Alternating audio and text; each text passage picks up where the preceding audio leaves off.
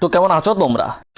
তো ভাই তোমরা তো সবাই স্টার গল্প গ্লোবাল এন্ড স্টার গল্প এক্সট্রা এই চ্যানেলগুলো কিন্তু চিনুই, আর সিনেমা নাই বা কেন, এই তিনটা চ্যানেল ওনারা তো একজনই। আচ্ছা আমার কিন্তু ওদেরকে নিয়ে বলতো চ্যানেল নিয়ে কোনো সমস্যা নেই, ইভেন আমি নিজে কিন্তু ওদের চ্যানেল সাবস্ক্রাইব করে রাখছি, আমি নিজে কিন্তু ওদের ভিডিওগুলো নিয়মিত দেখি, দেখতাম যখন ওরা শুধু মুভি নিয়ে ভিডিও বানাইতো তখন।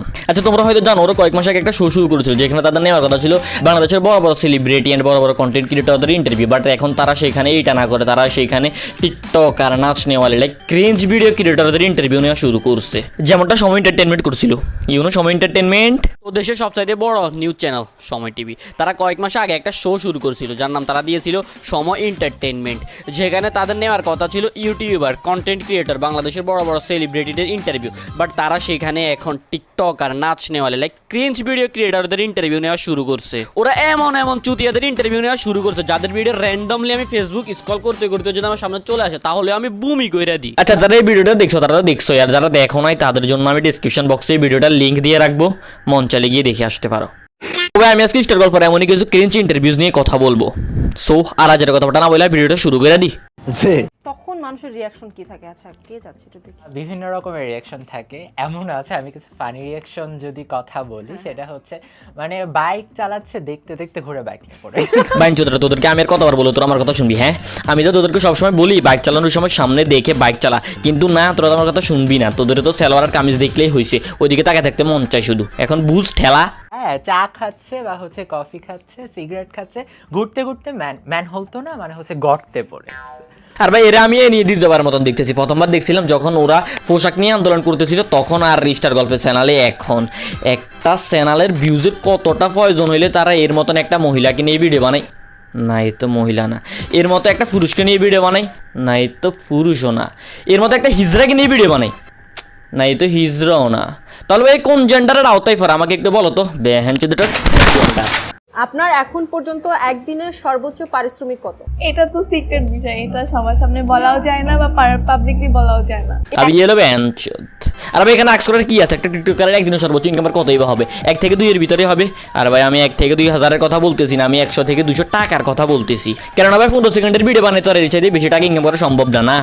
আবে স্টার গল্প কি বসরি ভালো, যদি তোমাদের অন্যদের ইনকাম সম্বন্ধে জানতে হয় তাহলে তোমরা কোনো বড় সেলিব্রিটি বা তোমরা কোনো বড় কন্টেন্ট ক্রিয়েটরকে তোমাদের এখানে ধরে আনার জিজ্ঞাসা করো যে ও একদিনে সর্বোচ্চ কত টাকা ইনকাম করে। হ্যাঁ আসলে তার সাথে আমি অনেক জেলাস, কজ আমার কোনো একটা বয়ফ্রেন্ডের ক্রাশ হচ্ছে তটিনী, সে সারাদিন তাকে নিয়ে পড়ে থাকে। ভাই এটা ওই টিকটকারটা না যে কিছুদিন আগে অনেক বেশি ভাইরাল হয়েছিল, যাকে সবাই কিছুদিন আগে অনেক বেশি ট্রল করতেছিল, সে যে একটা টিকটক ভিডিও বানাইছিল নামাজের নামাজে বসে, ওই যে সে যে বলছিল কি তার 2 ফোঁটা ফানি নাকি কে তার কতগুলো ফানি জড়াইছে, ওইটাই টিকটকারটা না? মোনাজাতে বসে যদি 1 ফোঁটা পানি ফেলি তাহলে তোমার জীবন নষ্ট করার জন্য যথেষ্ট, আর তুমি তো আমার কত পানি ভাই একটা চ্যানেলের কতটা না মানে কতটা ভিউজের প্রয়োজন হলে তারা এর মতো টিকটকারকে নিয়ে ভিডিও বানায়, এর মতো টিকটকারের ইন্টারভিউ নেই।